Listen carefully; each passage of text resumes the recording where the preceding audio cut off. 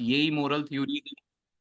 लेकिन कुछ ऐसा चीजें हैं जो समझना बहुत जरूरी है आगे के मामलात को समझने के लिए, कि आ कहाँ से रही हैं, कहाँ से इनका पॉइंट ऑफ ओरिजिन है। उस बेसिस के ऊपर ये दो तीन है, इन पे आपके अलग अलग सेशंस हैं। तो उसमें पहला सेशन जो है वो डियोंटोलॉजी का ही है। अब डियोस वर्ड जो है ना, वो एक ग्रीक वर्ड है जो कि ड्यूटी या ऑब्लिगेशन की तरफ रेफर करता है। और ये इमैनुअल कांट एक जर्मन फिलोसोफर थे, आगे उनके बारे में आएगा, उनकी तस्वीर भी हम देखेंगे। वो उन्होंने हमें बताया कि क्या कहना चाह रहे हैं। वो ये कहना चाह रहे हैं कि ये जो हम सही और गलत का फैसला कर रहे हैं ना, जो हम बात कर रहे थे मोरल वैल्यूज की, मोरालिटी की या कॉमन मोरालिटी की, कि किल नहीं करना है, स्टील नहीं करना है, रेप नहीं करना है, ये सारी चीजें कहाँ से आई, किसने बताई? तो जो डियोंटोलॉजी वाले लोग हैं ना, जो इमानुअल कांट साहब हैं, इन्होंने ये कहा कि भाई ये तो ड्यूटी है, ऑब्लिगेशन है। ये तो बता दिया गया, एक लॉ बना दिया गया है, और आप उस लॉ को फॉलो करते हैं।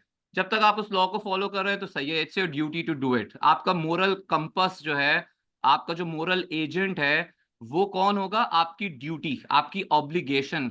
और वो बेस कर रहा होगा किसी ना किसी लॉ के ऊपर, किसी ना किसी चीज के ऊपर, फ्रेमवर्क के ऊपर। जो बाकी लोग हैं ना, उनमें थोड़ा सा डिफर है, ये बताना थोड़ा सा जरूरी है ताकि हम डियोंटोलॉजी को अच्छे से समझ सकें।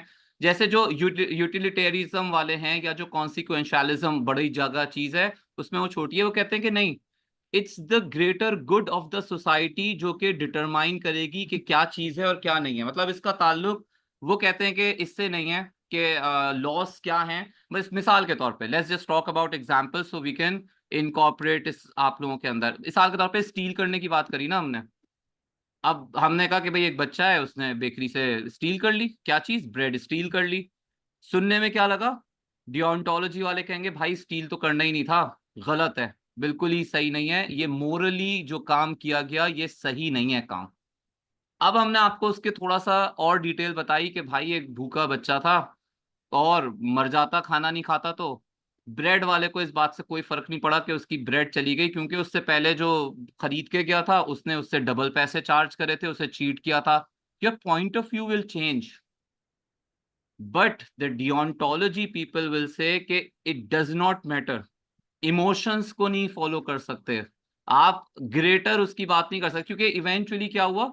कॉन्सिक्वेंशलिज्म वालों ने क्या कहा, भाई उसका नुकसान नहीं हुआ क्योंकि उसने तो वैसे ही चीट कर रहा था लोगों को, और एक गरीब बच्चे का पेट भर गया, तो कोई बात नहीं, अगर स्टील कर ली तो कोई बात नहीं। कॉन्सिक्वेंशलिज्म वाले will look at the consequences of the thing, कि यार इवेंचुअली क्या हुआ, is it the greater good of the society that mattered. जबकि डियोंटोलॉजी वाले कह रहे हैं नहीं, हमें कोई मतलब नहीं है कॉन्सिक्वेंसेस से, हम तो बात करेंगे कि जो एक्शन था वो एक्शन सही था या नहीं। बेशक उस एक्शन सही था लेकिन कॉन्सिक्वेंसेस बहुत ही खराब थे, लेकिन कॉन्सिक्वेंसेस से कोई फर्क नहीं पड़ता। फर्क किस चीज से पड़ेगा? एक्शन से। अच्छा, एक और मिसाल के तौर पे, जैसे अगर हम लें कि स्टीलिंग वाली बात को, आपको कॉमन फेमिलियर कैरेक्टर है रॉबिन हुड का। रॉबिन हुड के बारे में सब लोग जानते होंगे। क्या करता था रॉबिन हुड, किसी को याद है? इतने पुराने लोग हैं हमारे पास। अमीरों से चोरी करके गरीबों को देता था। Exactly exactly. अच्छा, doctor Adnan is an old colleague of mine, he had his hand raised as well. तो डॉक्टर अदनान, आप कुछ कह रहे थे? जी जी बिल्कुल। मेरा thank you for the explanation. मेरा छोटी सी क्वेरी ये थी कि इवन हाँ। अगर हम ये भी कहते हैं, जो आपने एग्जांपल दी, कि जी वो पहले पैसे किसी और से चार्ज कर रहा था, तो स्टिल इट डजंट जस्टिफाइड कि वो बच्चा चोरी कर सकता है। बिकॉज हम कॉन्सिक्वेंसेज अगर यहाँ पर भी देखें, तो वो एक अगर सिस्टम ऐसा चल पड़ेगा कि जहाँ जिसकी मजबूरी होगी वो चोरी करना शुरू कर देगा, तो सिस्टम मजीद खराब होगा। तो two wrongs can not make one right. Exactly exactly. तो इसके बारे हाउ में हम वुड यू आगे, जस्टिफाई दिस थिंग? हाँ इसके बारे में हम आगे भी बात करेंगे। इसीलिए मैंने वो और एग्जाम्पल ना दूसरा पॉइंट, रॉबिन। जी जी जी। सॉरी, दूसरा पॉइंट मेरा ये था कि आपने जो एग्जांपल दी उसमें अगर हम एक चीज, आपने एक क्लॉज लगाया, अगर हम वो हटा देते हैं कि दुकानदार ने चार्ज किया, अगर हम कहते हैं दुकानदार ने चार्ज नहीं किया और एक भूखे बच्चे ने डबल रोटी चुराई और उस पर दुकानदार का लॉस हुआ, तो फिर हम इसको किस जगह फिट करेंगे? अच्छा देखिए, एक चीज ना और इसमें, जब हम बायो एथिक्स की या मोरालिटी की बात करते हैं ना, तो हो सकता है हमारे पास तो 9 ही लोग हैं, अगर हम 100 लोगों में भी ये बात करेंगे ना, तो all 100 people can have different opinions, क्योंकि हर किसी का सोचने का स्टाइल डिफरेंट है। और हर किसी की जो मोरल वैल्यूज है ना वो डिफरेंट है। वो डिपेंड करता है कि हमने अपनी मोरल वैल्यूज उठाई कहाँ से हैं। हम जो कॉमन मोरालिटी की बात कर रहे होते हैं ना, आमतौर पे हमें जो चीजें सिखाई जाती हैं वो कहाँ से आती हैं? सबसे पहले होम इंस्टीट्यूशन से आती हैं, हमारे पेरेंट्स सिखाते हैं, फिर हम स्कूल चले जाते हैं, स्कूल में दोस्तों से, अपने प्रोफेशनल इंस्टीट्यूशन और अपने साथियों से सीखते हैं। तो हम जो भी मोरल वैल्यूज लेते हैं ना, उसका कहीं ना कहीं से कोई बैकग्राउंड कुछ ना कुछ आता है, कोई रिलीजियस वैल्यूज आती हैं, कल्चरल वैल्यूज आती हैं, सोसाइटी हमें बताती है। अब इसमें इशू ये है कि देयर इज नो राइट और रॉन्ग। तो you are absolutely right in saying कि क्योंकि इमानुअल कांट भी एग्जैक्टली यही बात कहता है कि अगर आपने किसी को मारा है, बेशक आप उसकी 10 जस्टिफिकेशन दे दें कि भाई वो तो एक सीरियल किलर था, वो तो एक रेपिस्ट था, वो तो एक इतना बुरा इंसान था कि उसको कुछ भी कर ले उसे मर ही जाना चाहिए था, still killing is wrong, stealing is wrong, rape is wrong, तो wrong is wrong, no two rights can make wrongs can make one right. तो this is exactly what Immanuel Kant says. तो हम एक पर्सपेक्टिव डिस्कस कर रहे हैं कि उन्होंने पर्सपेक्टिव ये दिया, इसमें भी थोड़ी सी ना और भी हम बात करने वाले थे, तो अच्छा हुआ आपने बात कर दी। जैसे मिसाल के तौर पे ना, कांट का जो पर्सपेक्टिव था वो ये था, ये जितनी भी थ्योरीज आई हैं ना, ये कॉन्टेक्सचुअल बेस्ड आई हैं, और उसमें वो ये कहता था कि जो आपका मोरल कंपस है, जो आपको बताता है कि सही या गलत को क्या है, ये गॉड ने नहीं दिया। कांट इस चीज में बिलीव नहीं करता था। कांट कहता था भाई गॉड हमें कुछ नहीं बता सकता, गॉड क्या बताएगा हमें, गॉड तो है ही नहीं, नजर ही नहीं आता। ये मैं नहीं कह रहा, इमैनुअल कांट कहता है।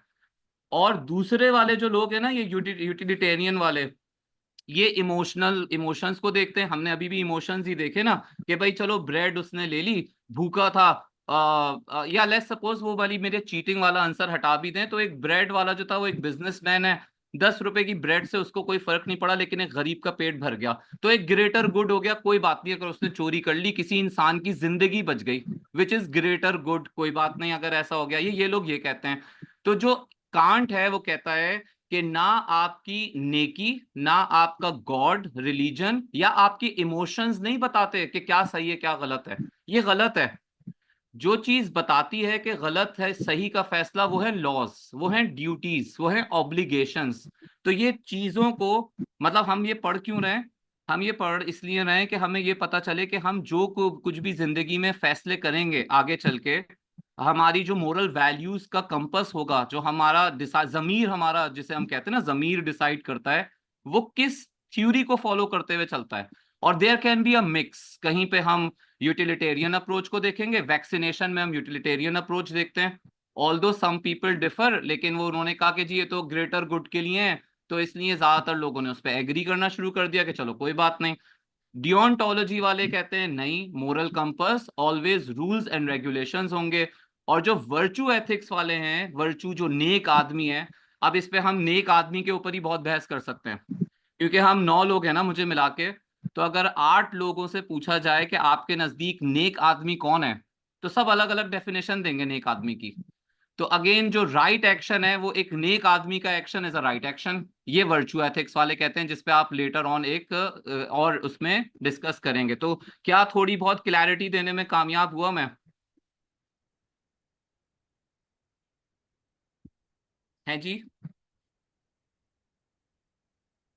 डॉक्टर अदनान है हमारे साथ? हाँ हैं।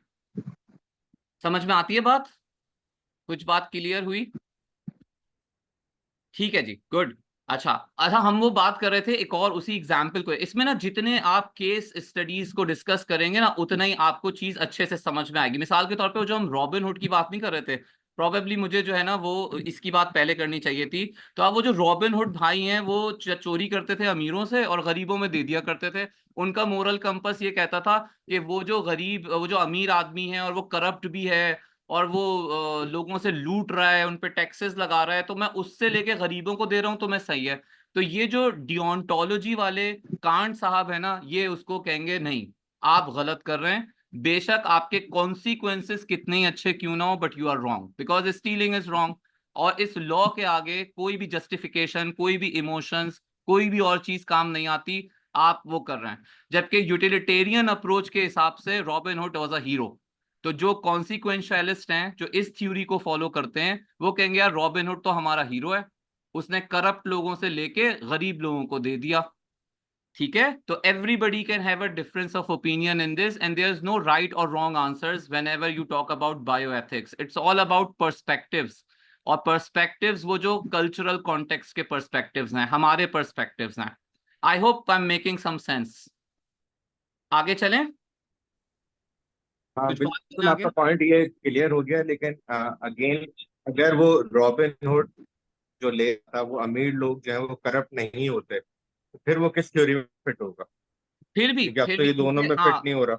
रॉबिन हुड का कहना ये था कि जो लोग उसे हीरो समझते हैं वो ये कहते हैं कि भाई अमीर के पास अगर 1,000 रुपए हैं, मिसाल देने के लिए खजाना है, उसमें से 1 रुपया निकल जाएगा तो उस अमीर को कोई फर्क नहीं पड़ेगा, लेकिन उस 1 रुपए से बहुत सारे बाकी लोगों का भला हो जाएगा।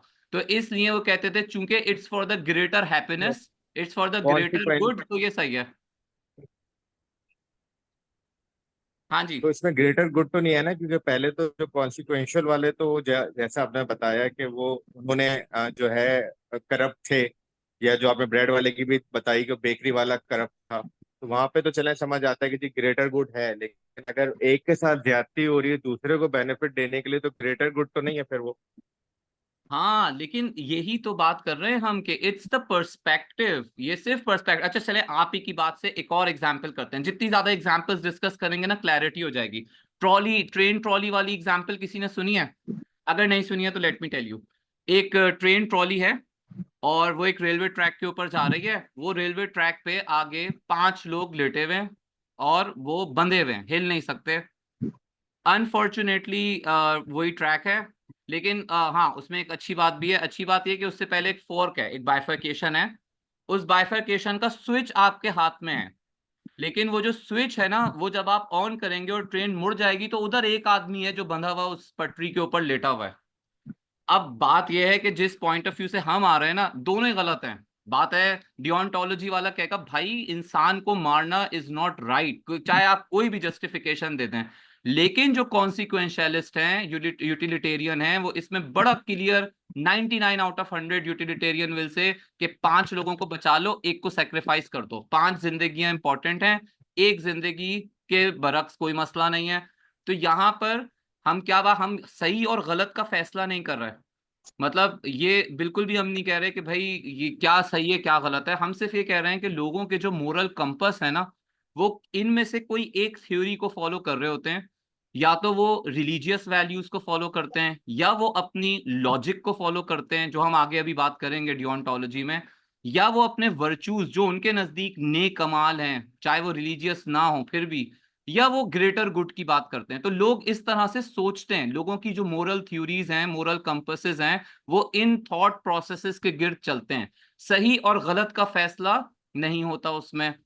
ठीक है, तो वो वाली जो थ्योरी है इनफैक्ट वो चेंज हो जाएगी। वो ट्रॉली वाली एग्जांपल, फॉर एग्जांपल अब हम ये कह रहे हैं अब कि वो जो 5 लोग हैं वो क्रिमिनल हैं और वो हार्डकोर मर्डरर्स हैं, जो एक आदमी है वो शरीफ आदमी है। अब आपका जवाब चेंज होगा या वही रहेगा? तो आप कहेंगे मार दो, 5 लोगों को मार दो, कोई बात नहीं। स्टिल हम यूटिलिटेरियन अप्रोच पे सोच रहे हैं, हम डियोंटोलॉजी अप्रोच पे नहीं सोच रहे। कह रहे हैं भाई मारना तो किसी को भी सही नहीं है, मर्डर तो मर्डर है। लेकिन चूंकि हम सोच का हमारा जो लेंस है, जो हमने हैट पहना हुआ है, वो कॉन्सिक्वेंशियलिज्म वाला पहना हुआ है, इसलिए हमें इस वक्त ये लग रहा है कि यार वो मर्डरर्स हैं, उन्हें तो वैसे भी फांसी हो जानी है, उनको मार दो, उस एक आदमी को बचा लो। और ये मोरल कंपस फिर शिफ्ट हो जाएगा अगर मैं आपको कहूं कि अगर वो जो 5 आदमी है बेशक वो इनोसेंट है, लेकिन वो जो एक आदमी है वो आपका कजन है, कजन ब्रदर है, या वो आपका बेटा है, या वो आपका भाई है, तो आप कहें कोई बात नहीं, 5 इनोसेंट लोगों को मार दो, उसको बचा लो, मेरा बच्चा है वो। तो यहाँ पर ना ग्रेटर गुड है, ना यहाँ पर वो वर्चू एथिक्स है, यहाँ पे हमारा मोरल कैंपस शिफ्ट हो गया। तो जो हम बात करना चाह रहे हैं वो ये है कि हमारा जो मोरल कंपस है वो मुख्तलिफ औकात में मुख्तलिफ चीजों को फॉलो करता है, उसको हम बस किसी ना किसी तरह पेपर पे मौजूद थ्योरीज में फिट डब्बों में बंद करने की कोशिश करते हैं, जो हर दफा मुमकिन नहीं होता। एक डब्बा डियोंटोलॉजी का है, एक डब्बा वर्चू वाला है, एक रिलीजन वाला है। अक्सर ऐसा होता है कि वो किसी भी डब्बे में फिट ही नहीं हो पाता। ठीक है, और ज्यादातर अच्छा क्लिनिकल के लोग हैं। Let's take an clinical example and then will move forward. इस पे बहुत सारी बात हो गई कि लेट्स सपोज एक सर्जन है और वो सर्जन के पास 5 पेशेंट हैं। आप एक ट्रांसप्लांट सर्जन है, आपके पास 5 पेशेंट हैं।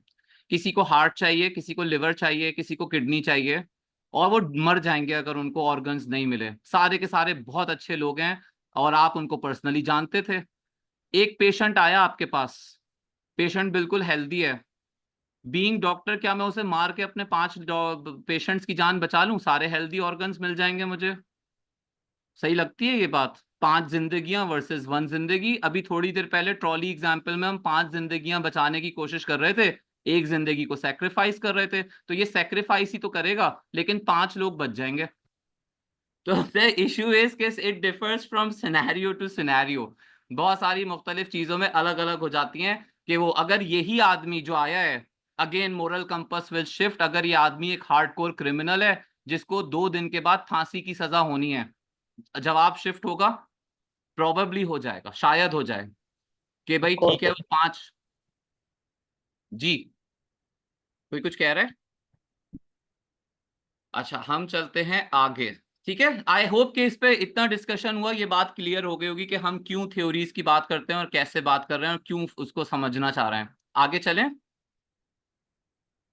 तो ये जो डियॉन्ट, I believe it's a yes, okay fine. तो ये जो डियॉन्टोलॉजी जो ड्यूटी बेस्ड चीज है, इसमें हमें ये बात समझ में आई कि ये ऑब्लिगेशंस को देखता है।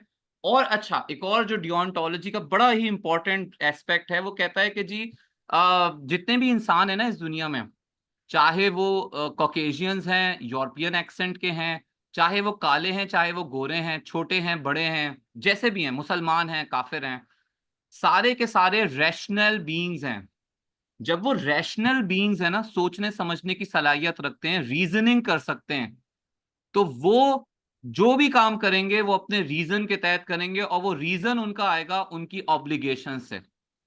तो जब वो ऑब्लिगेशंस को फॉलो करते हुए करेंगे तो वो बेहतरीन काम हो जाएगा, अपनी विल से काम करेंगे, रीजन से काम करेंगे, लॉजिक से काम करेंगे, और वही काम उनको सही रहेगा। जबकि जो गॉड से गिवन कमांड्स हैं वो आमतौर पे रैशनल नहीं होती, लॉजिकल नहीं होती, लेकिन होती हैं वो। जैसे एग्जाम्पल, अगर सड़क पे एक फकीर है जो कि भीख मांग रहा है, अब आप उसे भीख के पैसे तो दे दिया आपने उसको, लेकिन आपके जहन में ये बात थी कि मैं अल्लाह की खुशनुदी हासिल कर लूंगा। तो इमैनुअल कांट जो है ना, वो ये कहता है कि नहीं, this is not the right way. आपको ये सोच के उसकी मदद करनी चाहिए थी, तो आपका एक्शन सही होता कि भाई ये सोसाइटी का एक गरीब आदमी है, इसकी मदद करना मेरा फर्ज है, मेरी ऑब्लिगेशन है, मेरी ड्यूटी है।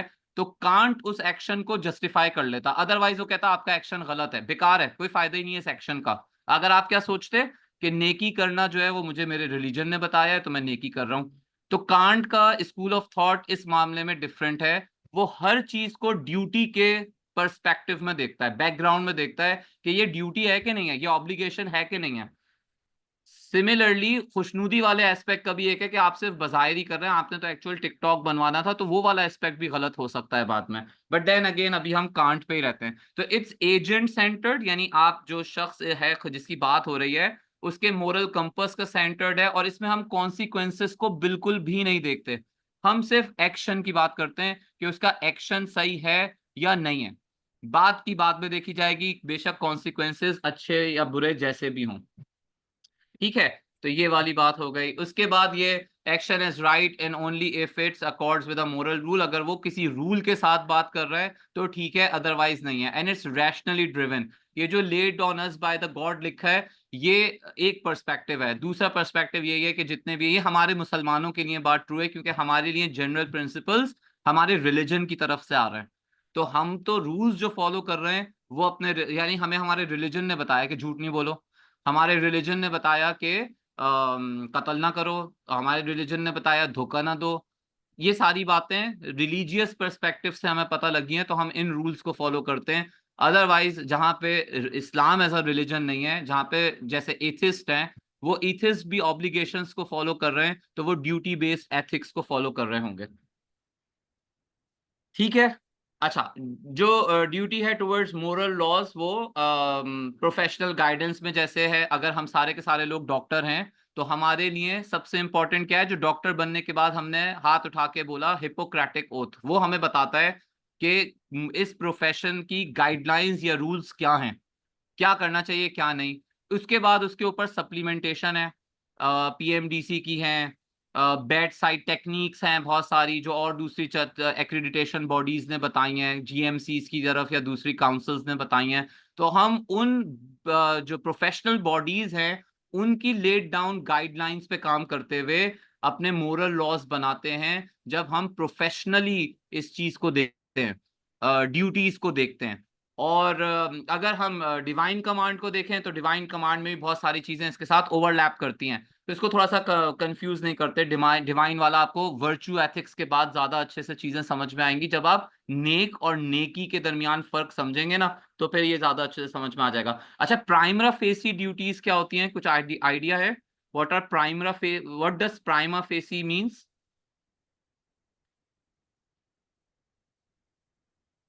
तो प्राइमा, अच्छा मैं बता देता हूँ। Prima facie means in the face of it, जो चीज जैसे दिख रही है। कुछ चीजें अपने फेस पे ही जो है ना वो होती हैं कि जी प्राइमा फेसी, ये देखने में ही पता चल जाता है कि सही है या गलत है।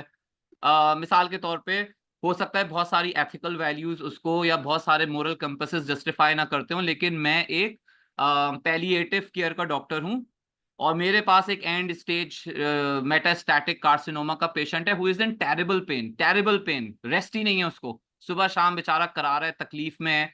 इवेंचुअली उसने 2 दिन के बाद मेडिकल आउटकम उसकी यही है कि he is gonna expire in a very painful condition. आपकी प्राइमा फेसी वैल्यू ये कह सकती है कि यार let's relieve his pain, why don't we give him morphine and let's just end the misery because eventually he's going to end up being dead। तो आज ही खत्म कर दो, एक हफ्ते बाद वाली मिजरी, इतना सीवियर पेन में, वैसे भी तो पेन किलर ही दे रहे हैं उसको और कुछ कर नहीं सकते। तो कुछ prima facie duties in the face of it होती हैं, आपको देखते ही एक चीज पता चलती है कि यार करनी चाहिए नहीं करनी चाहिए। ये हमें रॉस साहब ने बताया था। और ये ड्यू मतलब ये आप वेटेज करते हैं इसमें के कॉन्सिक्वेंसेस और जो दूसरी चीजें हैं, इसमें हमने एम्पैथी को वैल्यू किया। आई होप कि हम सब लोग एम्पैथी समझते होंगे। एम्पैथी समझ में आती है? जो मैंने एग्जाम्पल दी उसमें मैंने उसकी मेडिकल ड्यूटी वर्सेस एम्पैथी को वेट किया, वेटेज दिया, और वेटेज में मुझे लगा कि मेरी मेडिकल ड्यूटी तो पेशेंट को सर्व करना है, उसको प्राइमरी मेरा है कि भाई मरीज की जान बचानी है, मरीज को ये करना है, लेकिन साथ ही साथ मरीज को आराम भी तो पहुंचाना है, कंफर्ट में भी तो रखना है। तो कंफर्ट में वो तभी हो सकता था जब वो या तो सोता रहे या फिर इवेंचुअली अल्टीमेटली सो जाए, क्योंकि उसका आउटकम भी यही है। तो प्राइमा फेसी ड्यूटीज वो होती हैं जो कि इन द फेस ऑफ इट होती हैं, जो चीज आपको देखते ही पता लगती है, बेशक उसमें मोरल कंपस आपका कुछ भी कहे, लेकिन आप उसको कॉन्सिक्वेंसेस को वेट करते हैं विद दी करंट ऑब्लिगेशन, और जो चीज सही लगती है उसके अकॉर्डिंगली काम करते हैं। तो यहाँ पर ऑब्लिगेशन में कम एंड कॉन्फ्लिक्ट। ऐसे इसको मैं एक और एग्जाम्पल से भी समझाता हूँ इस वाली बात को, थोड़ा सा मुश्किल हो गई। मिसाल के तौर पे आप पीआईए है ना, पाकिस्तान एयरलाइंस है, पाकिस्तान एयरलाइन में आप डॉक्टर हैं और एक पायलट साहब आते हैं और उनका एग्जामिनेशन करना है, एनुअल चेकअप करना है उनका। उनके एनुअल चेकअप पे पता लगा कि he is losing his site, he is progressively becoming blind.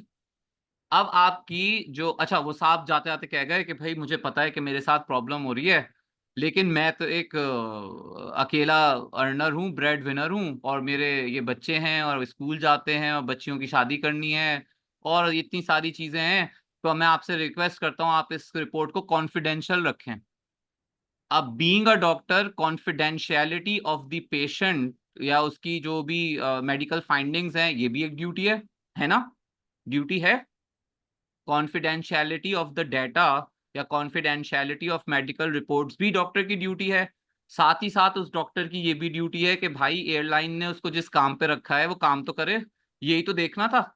और अगर यही रिपोर्ट नहीं किया तो वो ये वाली ड्यूटी कॉम्प्रोमाइज। तो दोनों, एक तरफ उसका प्रोफेशनल वो ड्यूटी, एक तरफ उसकी ड्यूटी उस एम्प्लॉयर की तरफ जिसने उसे एम्प्लॉइज तरफ किया, कन्फ्लिक्ट ऑफ ड्यूटीज आ गया। सिमिलरली ये जो पहले एग्जांपल दी थी उसमें भी कन्फ्लिक्ट ऑफ ड्यूटीज था, ड्यूटी में ही आपस में टकराव हो गया। दोनों ड्यूटीज हैं, डिओंटोलॉजी वाले कहते थे ड्यूटी को फॉलो करो, कौन सी ड्यूटी को फॉलो करूं? तो इसलिए अगेन वही वाली बात जो पहले हमने करी थी, नो राइट और wrong answers, everybody can have their own justifications, everybody can have their moral compasses. तो हम सही और गलत का फैसला आम तौर पे करना बड़ा मुश्किल हो जाता है और करते भी नहीं है। व्हाट वी डू इज कि आप जो भी कर रहे हैं ना, आपके पास उसकी जस्टिफिकेशन होनी चाहिए कि आपने वो क्यों किया। और वो जस्टिफिकेशन स्ट्रांग होनी चाहिए, आपके आर्ग्यूमेंट्स स्ट्रांग होने चाहिए। हो सकता है गलत फैसला करें, हो सकता है बहुत गलत फैसला हो, मतलब वो जो मेडिकल की एग्जांपल थी मैंने जो दी पेलिएटिव केयर वाली, हो सकता है उसमें मैं उस मरीज को आज ही पेन किलर्स एक्सेसिव अमाउंट में देके, मॉर्फिन देके मार के गलत फैसला करूं। कल को कोई मिरेकल थेरेपी आ जाती और हो सकता है उन 2 दिन के अंदर वो पेशेंट बेहतर हो जाता, अगले 2 महीने में अगर उसको थेरेपी मिल जाती। लेकिन उस वक्त मैंने जो फैसला किया वो अपने मोरल कंपास को फॉलो करते हुए किया। मुझे लगा कि यार आई थिंक मुझे इसका पेन को रिलीव करना चाहिए, बहुत ज्यादा पेन में, I can't see my patient in that much pain. तो वो मैंने उसको जस्टिफाई करने की कोशिश करी। तो जरूरी नहीं है कि हर दफा फैसले भी गलत हों, सही हों। तो इसलिए सही और गलत का फैसला is a very difficult one. You don't label, you don't जज इन bioethics, because everybody have their own moral compasses, everybody has their own moral agents, और वो उनको देखते हुए, कल्चरल कॉन्टेक्स्ट को देखते हुए, सारी सिनेरियो को करते हुए खुद फैसला करना होता है कि what is right and what is wrong. ठीक है, आर वी गेटिंग अलोंग? समझ में आ रही है बात या नहीं आ रही? कुछ बताएं, बात समझ में आती है? हैं सब लोग साथ में या कहीं चले हैं? Okay, doctor Sandeep, doctor Sana, thank you for responding, doctor Sumera. ठीक है जी, चलें। बाकी लोगों को भी आई होप समझ में आ रहा होगा। ठीक है, तो ये असल में ये थोड़ा सा वैसे भी ड्राई है ना, तो इसमें एग्जाम्पल्स होना बहुत जरूरी है, अदरवाइज जो है वो थोड़ा सा इशू ही है इसके साथ। कोई कुछ कह रहा है? हाँ जी, I believe it's doctor Sara. Are you commenting on something or asking any question? नहीं, okay fine, okay fine, let's just go ahead. ठीक है, तो इसमें कुछ ऐसी एजेंट रिलेटिव ड्यूटीज हैं जो प्रॉमिस कीपिंग, ग्रैटिट्यूड, प्रेपरेशन, कोई गलत को सही करना, नॉट हार्मिंग अदर्स, ये आमतौर पे प्राइमा फेसिस ड्यूटीज हैं आपकी। On the face of it duty है कि अगर मुझसे कोई गलती हो गई है तो मैं उसको वो कर दूं, किसी ने मेरे साथ कोई अच्छा किया है तो मैं उसका ग्रैटिट्यूड करूं, तो ये सारी चीजें उसके अंदर ही आ जाती हैं। And if there is a clash in duties, जिस पे हम बात कर चुके हैं कि when we decide in the light of circumstances, it's morally important to follow one duty or the other. So there is no ranking of duties. Exactly what my point was. You need to be clear कि जी there is no right or wrong. There is no recipe. मतलब कोई ऐसा नहीं है कि एक मसाले का पैकेट लिया और उसे डाल दिया और खाना पका लिया। बायो एथिक्स में ऐसा नहीं है। बायो एथिक्स में you can't be judgmental, there is no right और रॉन्ग। लेकिन जो भी कर रहे हैं ना आप, उसकी आपके पास एक बहुत स्ट्रॉन्ग जस्टिफिकेशन होनी चाहिए। उसके लिए आपको कहीं ना कहीं अपने मोरल कंपास को इवैल्यूएट करना होगा। जो इंक्वायरी की बात हो रही थी कि मोरालिटी को एथिक्स इंक्वायर करती है, तो आपकी जो एथिक्स है ना, वो आप जरूर उसको इंक्वायर करें कि जी मैं जो काम कर रहा हूँ वो क्यों कर रहा हूँ, किस लिए कर रहा हूँ, और उसकी क्या जस्टिफिकेशन है। And if you think that's right, absolutely okay with it, कोई मसला नहीं है। ठीक है, तो ये वाली बात हो गई। उसके बाद ये इसमें रिलीजियस कुछ चीजें हैं कि बताओ हमें जो वैल्यूज मिली हैं, जो रूल्स मिले हैं, वो हमें हमारे रिलीजन की तरफ से मिले हैं। तो हम उसमें कुछ ऑब्लिगेशंस हैं, इक्विटी की बात करते हैं, डूइंग गुड की बात करते हैं कि सबके साथ अच्छा करो, जिसे वो एहसान कहते हैं, अदल की बात करते हैं, हक की बात करते हैं। ये सारी हमें वैल्यूज जो मिलती हैं, ये हमें हमें रिलीजन की तरफ से मिलती हैं। हमारे ज्यादातर रूल्स जो हैं, हम डियोंटोलॉजी के पर्सपेक्टिव में अगर बात कर रहे हैं, तो हमारे जो रूल्स हैं, जो रेगुलेशंस हैं, जो ऑब्लिगेशंस हैं, वो ज्यादातर हमें हमारे रिलीजन से आ रही हैं। और जिन चीजों को मना करता है, वो धोखा, मुनकर, तकब्बुर, इन सब चीजों से इस्लाम मना कर रहा है। तो ये डूज एंड डोंट्स जो आ रहे हैं, ये डूज एंड डोंट्स हमारी रिलीजियस वैल्यूज से ज्यादा आ रहे हैं। और उसके बाद जो सेकंड मोस्ट इन्फ्लुएंशियल है वो हमारी सोसाइटी है। मतलब इस्लाम तो गाने बजाने से मना करता है, लेकिन हमारी शादियों में गाना बजाना हो रहा है। तो हमारी सोसाइटी का भी इक्वली इन्फ्लुएंस है। ऐसा नहीं है कि हर चीज बिल्कुल हम रिलीजन को फॉलो कर रहे हैं, ऐसा नहीं है। Societal values do have an impact on us as well.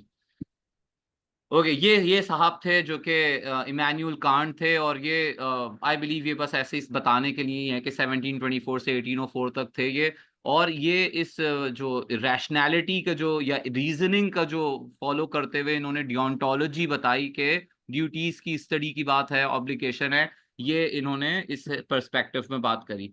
ठीक है, अदरवाइज इससे पहले और बहुत सारी बातें थी। जैसे मैंने बताया, क्रिश्चियनिटी उस वक्त बहुत प्रिवेल करती थी, और क्रिश्चियनिटी को के अंदर जो वेस्ट में की बात हो रही है, तो वहां पर वो रिलीजियस उनको फॉलो करते थे, पोप की बात मानी जाती थी। तो इसने कहा भाई पोप की बात नहीं मानो, पोप क्या क्या, पोप तो वो बता रहा है जो गॉड ने बताया, गॉड को तो किसी ने देखा नहीं है। तो आप एक रैशनल बीइंग है, तो आप खुद फैसला करें कि what is right and what is wrong based on your moral compass which has to come from some obligations, not emotional, not do not become emotional slave. बल्कि आप फैसला करें इस बात पे कि आपके जो लॉज हैं उन लॉज के अकॉर्डिंग है या नहीं है। तो ये वाली बात इसने यहाँ पर इस तरह से करी। तो इसकी जो मोरालिटी है ना, कांट की जो मोरालिटी है, इधर आ गए बस इम्पेरेटिव्स पे, वो एब्सोल्यूट है। एब्सोल्यूट का मतलब है यूनिवर्सल और एब्सोल्यूट है। एब्सोल्यूट में उसमें कोई चेंज नहीं आ सकता, उसमें कोई इफ्स एंड बट्स नहीं हो सकते। जो हाइपोथेटिकल सिनेरियो जो इंपेरेटिव है ना, ये कांट की थ्योरी के दो एस्पेक्ट्स है कि हाइपोथेटिकल इंपेरेटिव या कैटेगोरिकल। कांट कहता है कि जी जब कह दिया गया ना करना है तो बस करना है, और उसमें इफ्स एंड बट्स नहीं है कि अगर मैं ऐसा कर लूं, अगर मैं ऐसा कर लूं, अगर ऐसा हो जाए तो जैसे मिसाल के तौर पे आपको किसी जगह पहुंचना है टाइम पे, आपको 6:30-5 बजे क्लास अटेंड करनी थी और आप ऑफिस से ही 4:30 बजे निकले थे, 5 बजे आपको घर पहुंच के क्लास अटेंड करनी थी। अब इशू ये है कि अगर आपको 5 बजे क्लास अटेंड करनी थी, if you had to attend a class at 5, आप आ तो गए क्लास में 5 बजे, आपकी ऑब्लिगेशन थी कि आपने क्लास में टाइम था आप आ जाएं, लेकिन आप उस दौरान 4 सिग्नल तोड़ के आ गए। 2 लोग सड़क पे खड़े हुए थे, उनको उड़ा दिया आपने। तो आप ये कहते हैं अगर मैं ऐसा ना करता तो मैं टाइम पे नहीं पहुंच पाता, तो मेरी ऑब्लिगेशन पूरी नहीं हो पाती। तो this is not right. Hypothetical imperative जो है ना, इफ्स एंड बट्स वाले के, इफ अगर ऐसा होता तो ऐसा हो जाता, अगर मैं ये पढ़ लेता, अगर मैं बायोलॉजी नहीं लेता तो आज मैं इंजीनियर हो जाता, अगर मैं साइंस नहीं लेता तो मैं आज चार्टर्ड अकाउंटेंट हो जाता। There are no ifs and buts. ये कैटेगोरिकल इंपेरेटिव की बात करता है। कैटेगोरिकल इंपेरेटिव का होता है भाई जो कह दिया सो कह दिया, यही होना है, मतलब 5 बजे भी पहुंचना है, ट्रैफिक के लॉस की पाबंदी भी करनी है, किसी को हर्ट भी नहीं करना है, और रैश ड्राइविंग भी नहीं करनी, ओवर स्पीडिंग भी नहीं करनी है। सारी चीजों को फॉलो करना है, सारी ड्यूटीज एंड सारी ऑब्लिगेशंस को करना है। You have to do this. There is no if and there is no but. ठीक है, करना है तो करना है बस। तो ये इस तरह से इस बारे में बात करता है। हाइपोथेटिकल सिनेरियो अलबत्ता जो है वो इफ्स की बात करता है कि इफ ये होता तो मैं ऐसा करता, अगर मैं तेज नहीं चलाता तो मैं टाइम पे ही नहीं पहुंच पाता, तो मेरी ड्यूटी थी टाइम पे पहुंचने की, 9 बजे मुझे थंब इम्प्रेशन पंच करना था, मैं क्या करूं, तो मैंने जल्दी चला ली, ओवर स्पीडिंग कर ली, मैंने 2 सिग्नल तोड़ दिए, कोई था ही नहीं। नहीं, no ifs and no buts. जो इम्पेरेटिव है, इम्पेरेटिव मतलब जो चीज जरूरी करने की है डियोंटोलॉजी में, वो कैटेगोरिकल है, तो you have to do this. ठीक है, ये वाली बात समझ में आती है? Are we on the same page? हैं जी? सब लोग कहीं चले तो नहीं गए? हाँ जी, thank you doctor Sandeep, thank you. अच्छा, उसके बाद ना हम अगर बात करें इसके वो थोड़ा सा और, मतलब जैसे ना थियोरेटिकल एस्पेक्ट्स में जाने से पहले, चले मैं एक सवाल करता हूँ ताकि आप लोग थोड़ा इंटरेक्ट तो करें। आप लोग बिल्कुल खामोश हो गए। Do you think anybody can Gamble honestly? जुए को ईमानदारी से खेला जा सकता है? क्या ख्याल है? What do you think? अगर आप लोग इंटरेक्ट करेंगे तो मुझे अच्छा लगेगा। नहीं sir, because this is wrong. जुआ तो अच्छी चीज नहीं है, तो हमें ईमानदारी से भी खेलना भी हमारे गलत होगा। वैसे जुए को ईमानदारी से खेल सकते हैं। वो कैसे खेल सकते हैं? सही है। ये आगे डॉक्टर संदीप ने पार्टिसिपेट किया, और कोई कुछ कहना चाहेगा इस बारे में? I think this would doctor be a little difficult example, क्योंकि मैंने कभी जुआ खेला नहीं है। I don't know the concept, neither I have studied कि उसको खेलते कैसे। ठीक है, so we just know that it exists। ठीक है, कुछ लोग खेलते हैं, I don't know the rules and regulation of the game. ठीक है, वो किस तरह से खेलते हैं, तो आई रियली कांट कमेंट कि उसको कोई खेल सकता होगा सच्चाई से या नहीं। तो हाउ, मतलब how can I comment on that, something I am not gambling gambling मतलब हाँ नहीं, मतलब गैम्बलिंग तो जुआ हो गया गेम। ना, किसी के ऊपर सट्टेबाजी करना हो गई। ठीक है, हाँ ये बट आई हाँ डोंट मतलब think so that is an gambling example. Simple, हाँ, जैसे मिसाल के हाँ तौर पर गैम्बलिंग है कि शाहिद आफरीदी आज 100 रन बनाएगा कि नहीं, अगर 100 रन बनाएगा तो उसको मेरे मल्टीप्लाई हो जाएंगे। गैम्बलिंग तो ये भी हो सकती है ना। तो इसमें तो खेलने का हाँ। कोई तरीके का मसला नहीं है। बट डू यू थिंक ये ऑनेस्टली ये वाला काम हो सकता है? सॉरी टू से, पर मैंने भी कभी गैम्बलिंग नहीं की, बस मैंने आपका आंसर दिया सर। मेरी कलीग ने कहा कि जिसने आंसर दिया वो सब जुआ खेलता है। सॉरी टू से। ठीक है, तो डॉक्टर डॉक्टर आतिफ, एक बात मैं बोलूं? जी जी डॉक्टर सना प्लीज। हाँ, मैं ये कह रही हूँ कि देखें, जब चोर भी चोरी करता है तो ये भी इसका एक कारोबार है ना, तो वो भी उस कारोबार को बहुत नेकी से अंजाम देता है। आपने रॉबिन हुड की सारी कहानी बताई, तो मेरा ख्याल है कि गैम्बलिंग भी जो लोग करते हैं, ऑफ कोर्स वो भी अपने जो भी प्रोफेशन इन्होंने अडॉप्ट किया होगा, उसमें भी सीधे और सही और गलत और बुरे लोग तो होंगे ना। तो ऑफ कोर्स ऐसा होता है, सही लोग अपने कारोबार को सही तरीके से चलाते हैं। अब वो चाहे कारोबार गलत हो, सही हो, बुरा हो, वो एक दीगर बात है, लेकिन मेरा ख्याल है कि ऑफ कोर्स बिल्कुल ऐसा होता है। हाँ, मैं इसमें ऐड करूंगा डॉक्टर सना की बात में। आप सबने सुना होगा, वो एक मशहूर बात है कि जो सबसे ज्यादा ईमानदारी से होता है ना, वो बेईमानी का काम होता है। सुना है ये? तो असल में हाँ डॉक्टर खुर्रम, आप कुछ कह रहे हैं? Doctor Khurram just joined us. नहीं, आई थिंक आपका माइक अनम्यूट रह गया। अच्छा, हम जो बात कर रहे थे ना, जो लोग बाद में आए, बेसिकली जो क्वेश्चन है ना, वो क्वेश्चन यहाँ पर आ जाता है क्योंकि वो आप लोग इंटरेक्ट ही नहीं कर रहे थे, तो मैंने कहा चलो एक एग्जाम्पल से इंटरेक्ट तो कराएं। It's the question is between what, why and how. तो वो जो डॉक्टर संदीप ने बोला ना शुरू में, व्हाट है क्या चीज, तो अगर एक चीज है ही गलत इवेंचुअली, तो वो गलत ही है। जैसे मैं एक और एग्जांपल बताऊं जिसमें थोड़ा लेस इंटरेक्शन होगा। जर्मन सोल्जर्स थे, ये जो नाजी सोल्जर्स थे, बेचारे बड़े मशहूर है कि मशहूर नहीं, बदनाम है कि उन्होंने बड़ा जुल्म किया। उनका एक जो था कैंप था, जिसके अंदर उनकी एक डेथ स्क्वाड थी। डेथ स्क्वाड का काम ये था कि भाई वो लोगों को जो आते थे, प्रिजनर ऑफ वॉर्स आते थे, या जो और दूसरे सिविलियंस भी पकड़े जाते थे, उनको वो शूट कर दिया करते थे। अब उसमें उनका प्रॉब्लम क्या था कि उनको जितने भी लोगों को गोली मारते थे ना, उनको उनको दफन भी करना पड़ता था।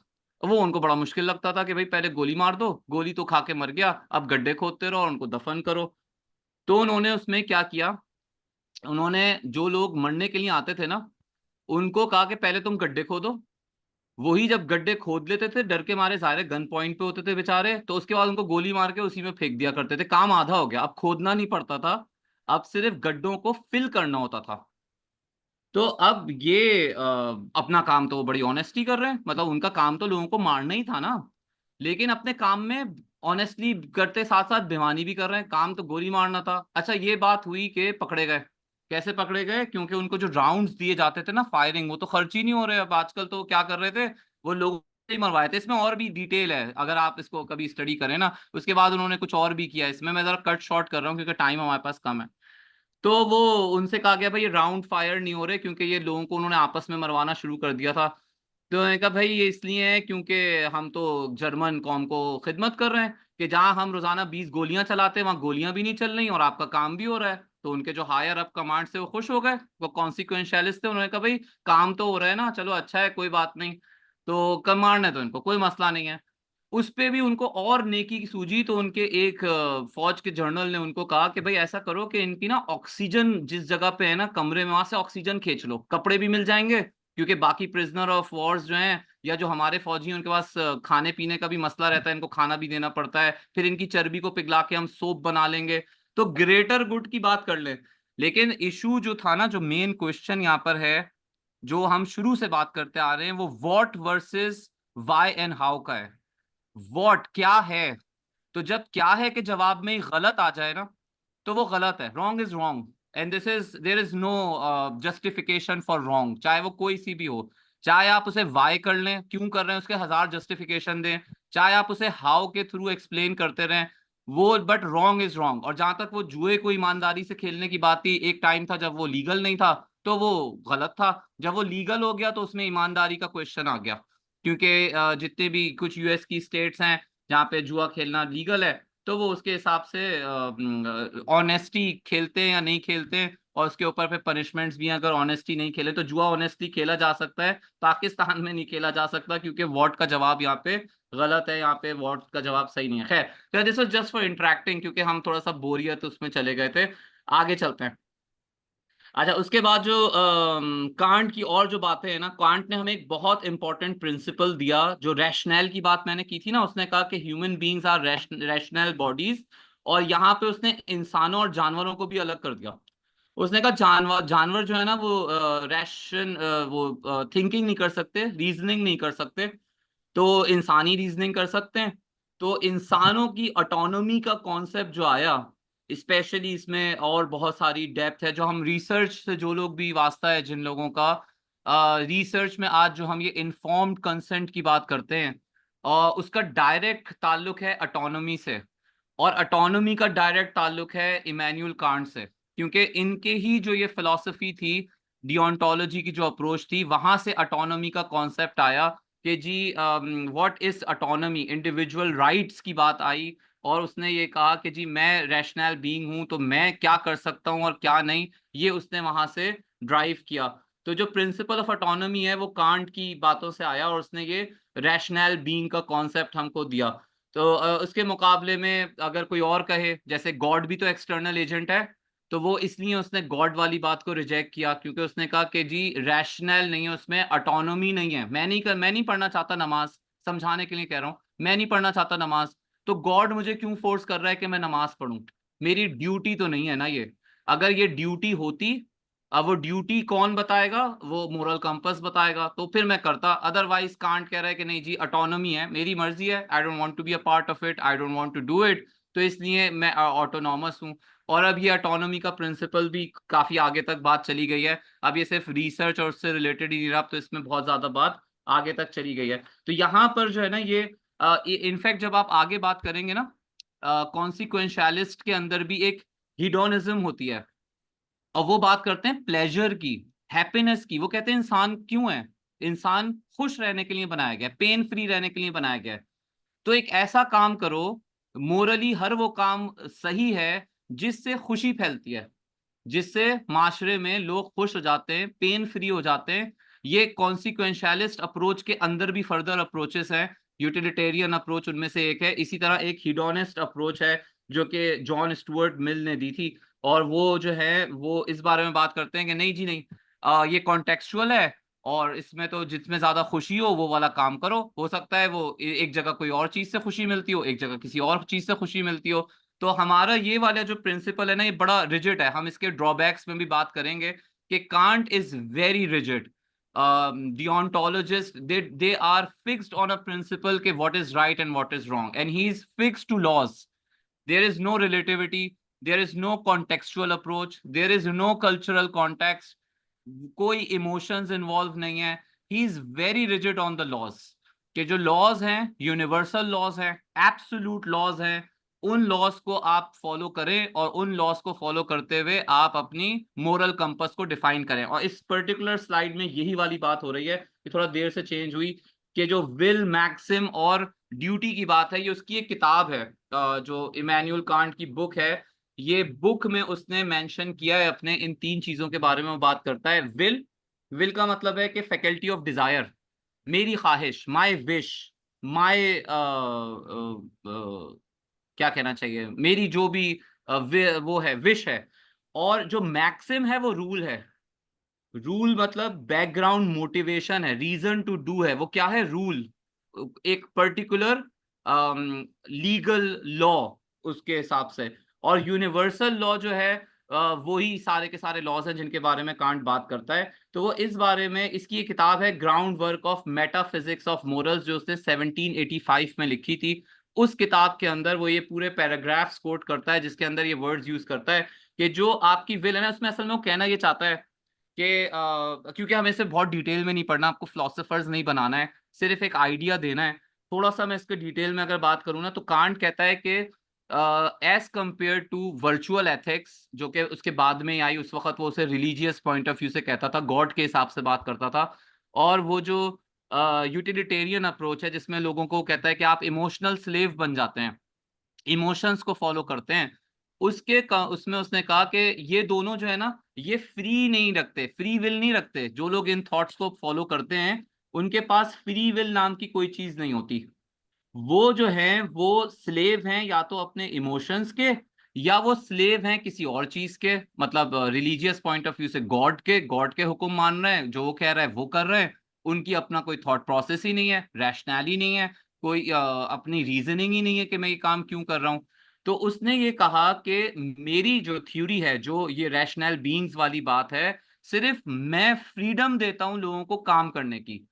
अब इस पे बड़ा शोर हंगामा हुआ, इस पे लोग कह रहे हैं कि भाई तुम तो इतने रिजिड हो, तुम कैसे फ्रीडम दे रहे हो लोगों को? How can you be giving freedom, तो उसने ये कहा कि कोई भी इंसान फ्री उस वक्त हो गए, बहुत इंपॉर्टेंट बात है, फ्री उस वक्त ही हो सकता है जब वो अपने रीजंस और अपनी रैशनैलिटी को फॉलो करे।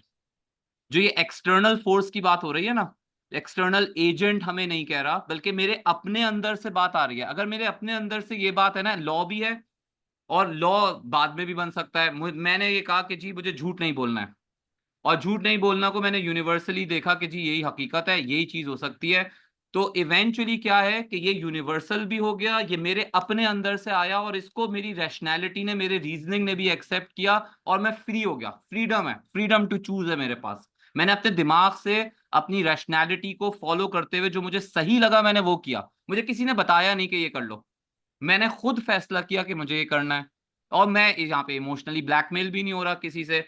इसकी एक और एग्जांपल जैसे ये है कि जो ये वाली बात है कि यूनिवर्सैलिटी का प्रिंसिपल, अगर कोई ये कहे कि भाई मेरा तो प्रिंसिपल है चोरी करना, जो हम पहले बात कर रहे थे, अब मेरी दिल से ख्वाहिश आ रही है कि मैं चोरी करूं, आप कह रहे हैं कि भाई दिल से ख्वाहिश आनी चाहिए, तो अगर आप चोरी करने को यूनिवर्सली अप्लाई करें, आपकी विल यूनिवर्सल अप्लाई करें, तो हर आदमी चोरी करेगा, हर आदमी जस्टिफाई करेगा, प्रॉपर्टी का कॉन्सेप्ट ही खत्म हो जाएगा, ओनरशिप का कॉन्सेप्ट ही खत्म हो जाएगा, और हर आदमी चोरी करना शुरू हो जाएगा, जो कि ऑब्वियसली गलत है। यूनिवर्सैलिटी तो उसमें आ ही नहीं सकती। तो इसलिए वो वाली जो चीज है वो पूरी तरह से फॉलो हो ही नहीं सकती। जैसे यहाँ पर है, जैसे आपने झूठ बोला, चोरी को छोड़ देते हैं हम, चोरी चोरी चोरी की बात कर रहे हैं, झूठ बोला, और हमने कहा कि मैं इसको यूनिवर्सलाइज करना चाहता हूं, क्योंकि मेरे नजदीक वादे को तोड़ना या झूठ बोलना गलत नहीं है, मेरे अपने अंदर से आती है, रैशनल जस्टिफिकेशन है मेरे पास कि मैंने अपनी जान बचा ली झूठ बोल के, इस वक्त झूठ ही बोलना चाहिए था, बेस्ट काम हो गया। लेकिन जब आप उसको लॉजिक पे, रीजनिंग के, रैशनैलिटी पे अप्लाई करेंगे, तो आपको पता चलेगा कि हर, जब यूनिवर्सल होगा, हर आदमी झूठ बोल रहा है, मतलब सच का कॉन्सेप्ट ही खत्म हो जाएगा, ट्रस्ट का कॉन्सेप्ट ही खत्म हो जाएगा, यानी हर आदमी झूठ बोल रहा है, पता ही नहीं क्या सच है क्या झूठ है, सभी कुछ झूठ है। तो ये यूनिवर्सल नहीं हो सकता, और जब यूनिवर्सल नहीं हो सकता तो जाहिर है ये एक लॉ नहीं बन सकता, एब्सोल्यूट नहीं हो सकता, ऑब्जेक्टिव नहीं हो सकता, और जब ये नहीं हो सकता तो ये कांट की थ्योरी के अंदर फिट भी नहीं हो सकता। ठीक है, तो इस वजह से इसमें लॉजिकल कॉन्ट्राडिक्शन है। कांट सिर्फ फ्रीडम उस चीज में देता है कि जिसमें आपके रैशनल जस्टिफिकेशन और यूनिवर्सैलिटी एक पेज पे आ जाए, जिसमें आपकी बनाए हुए लॉज जो आपके अपने विल से आ रहे हैं, अपनी रीजनिंग से आ रहे हैं, वो ऑब्जेक्टिव हों, और वो रैशनल हों, और वो एब्सोल्यूट हों, और वो यूनिवर्सल हों। अगर ये चीजें मैच हो जाएं तो वो कहता है आपको फ्रीडम मिल गई। अब आप किसी एक्सटर्नल एजेंट को फॉलो ही नहीं कर रहे हैं, अब तो आप वो कर रहे हैं जो आपका दिल चाह रहा है, और आपका जो दिल चाह रहा है वही एक यूनिवर्सल लॉ है। तो ये खैर अगेन, ये this is again going into a dry topic. इसको यहाँ पर हम बात करते हैं कि वो ये जो भी रूल्स हैं, वो आपके अगर अपोजिट हैं यूनिवर्सलाइजेशन के, तो वो कॉन्ट्राडिक्शन करेगा, और कॉन्ट्राडिक्शन करेगा तो फिर वो परमिसिबल नहीं होगा मोरल लॉ से। ये वही सारी बात है जो मैंने आपको एक्सप्लेन करी, उसी से रिलेटेड बात है। ठीक है, अच्छा एक और जैसे इसमें एग्जाम्पल लेना कि यूनिवर्सलाइजेशन से रिलेटेड बात है, ये एक और एग्जाम्पल बड़ी अच्छी सी होती है इसमें। मिसाल के तौर पे आप एक जंग हो रही है, आप एक घर में हैं, और आपके पास एक साहब आए और आपने दरवाजा खोला, और वो कहने लगे मुझे बचा लो मेरी जिंदगी बचा लो। एंड आपने उसके ऊपर रहम खा के उसको अपने घर में बुला लिया, आपको नहीं पता वो कौन है, यू डोंट रियली नो, पीछे से सिपाही आ गए।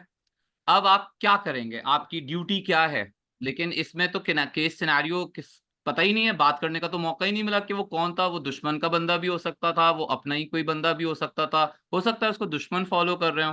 तो यहाँ पर आपकी रैशनैलिटी जो है ना वो सोचेगी, क्वेश्चन करेगी कि यार who is this person, why am I giving him refuge, और सामने वाले कौन है। अब इसमें चेंज हो जाएंगे रूल्स एंड ड्यूटीज जो है। मिसाल के तौर पे अगर वो दुश्मन फौज का जर्नल निकलेगा तो आपकी ड्यूटी है कि आप उसे पकड़ के अपने फौजियों के हवाले कर दें। लेकिन साथ ही साथ एक और भी तो यूनिवर्सल ड्यूटी है कि भाई वो इंजर्ड है, जख्मी है, बीमार है, उसको केयर भी करना एक ड्यूटी है।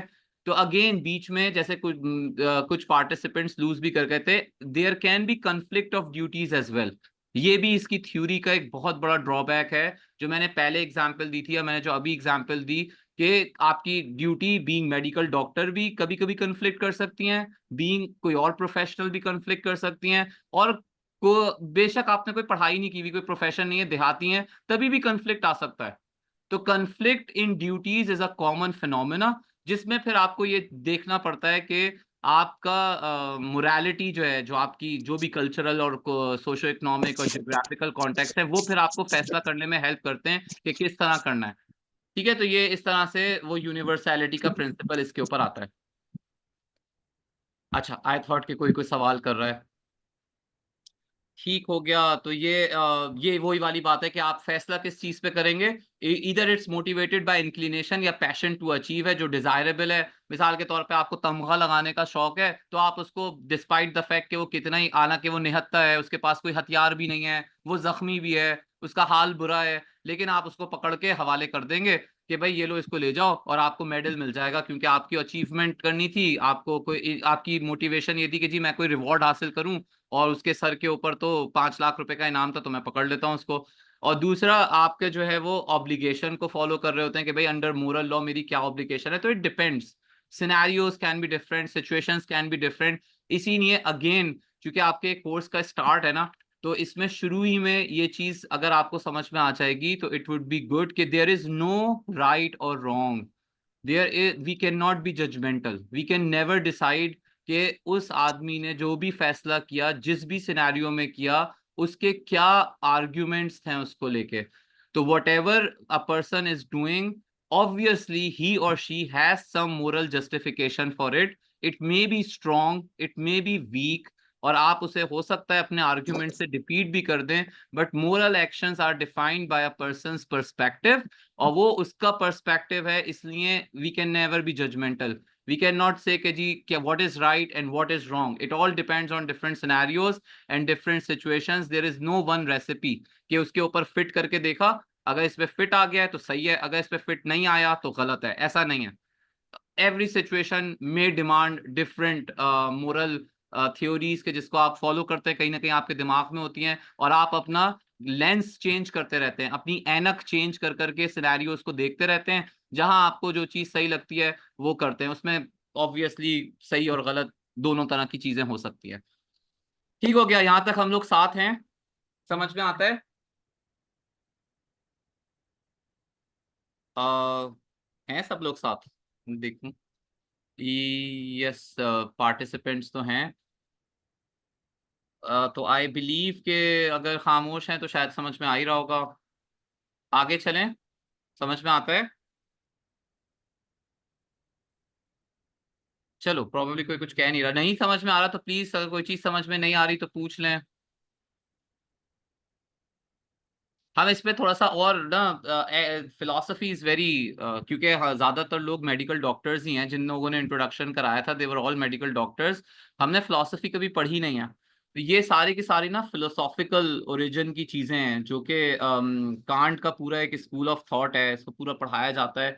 हम तो सिर्फ एक ब्रीफ सा आपको करना चाह रहे हैं कि जिसमें आपको पता चल जाए कि इनमें डिफरेंस क्या क्या है इन अप्रोचेस के अंदर, और किस किस तरह से लोग वो कर सकते हैं। तो ये वाला जो ड्यूटी बेस्ड है, अब इसमें वो यही वाली बात कह रहा है कि अगर आप सिंपैथेटिक फीलिंग ऐसे यूज करते हैं, जो एम्पैथी की बात है, कि अगर रैशनल बेनोवलेंस है, रैशनल दूसरों को फायदा पहुंचाना इज अ रैशनल, आप उसको जस्टिफाई कर सकते हैं, रीजन कर सकते हैं, तो then this is again a particular kind of duty. लेकिन इसके साथ कई कई जो है ना, बहुत सारी प्रॉब्लम्स हैं डियोंटोलॉजी के साथ। ये बात भी हमने करी कि कुछ हायर ऑर्डर रूल्स होते हैं, कुछ मोरल ऑर्डर होते हैं। तो ये यहाँ पर इसके जो डिस्टिंक्टिव फीचर्स हैं, अगर इसको रिवाइज करें, then will have an interactive discussion in last half an hour, कि every person has a duty. ठीक है, और वो यहाँ से जो हमें कॉन्सेप्ट मिला, वो ऑटोनॉमी का कॉन्सेप्ट मिला, डिग्निटी का कॉन्सेप्ट मिला, क्योंकि वो कहता है कि हर किसी की एक डिग्निटी होती है, उस डिग्निटी को जो है ना आप वो नहीं कर सकते। मिसाल के तौर पे ये कहता है कि अगर कोई साहब के पास एक बनाना है, और वो इधर देख नहीं रहा, आपने वो बनाना उससे लेके और खा लिया, क्योंकि आपका दिल चाह रहा था खाने को, अब आप जस्टिफाई कर रहे हैं, भाई मुझे अच्छा लगा मैंने खा लिया। बट इस कांट ये कहता है कि आपने, क्योंकि इंसान ऑब्जेक्ट नहीं है, और चूंकि वो ऑब्जेक्ट नहीं है तो उसकी एक डिग्निटी है, इसी तरह से उसके हर डिग्निफाइड शख्स के पास कोई ना कोई ऑब्जेक्टिव, कोई ना कोई रीजन होता है कोई काम करने का। तो उसने जो बनाना पकड़ा हुआ था, उसकी वो प्रॉपर्टी थी, और उसने यकीनन उसको खाना था, ये उसका ऑब्जेक्टिव था। जब आपने उस डिग्निफाइड पर्सन से वो बनाना ले लिया, छीन लिया और खा लिया, तो आपने उसको डिसरिस्पेक्ट करी। तो वो जब डिसरिस्पेक्ट करी तो ह्यूमन डिग्निटी एट स्टेक आई। तो वो कहता है कि जी respect to dignity is very important. ये वो वाली, और यहीं से उसने ऑटोनॉमी का कॉन्सेप्ट निकाला, क्योंकि ऑब्लिक करके लिखा है। ये सारे स्टेप्स हैं कि जिसके अंदर ऑटोनॉमी पे हम आए। एग्जैक्ट डायरेक्ट ऑटोनॉमी के वर्ड पे नहीं पहुंच गए थे, लेकिन अब ये पर्सन्स ऑटोनॉमी हो गई है, ठीक है, माय इंडिविजुअल्स ऑटोनॉमी हो गई है, और फर्दर इसमें चेंजेस आ गई हैं वक्त के साथ। फिर हमने कैटेगोरिकल और हाइपोथेटिकल इम्पेरेटिव्स की बात करी कि इफ्स एंड बट्स नहीं है। इफ मैंने इंजीनियरिंग ले ली होती तो मैं आज ये बन जाता और मैं वो कर रहा होता।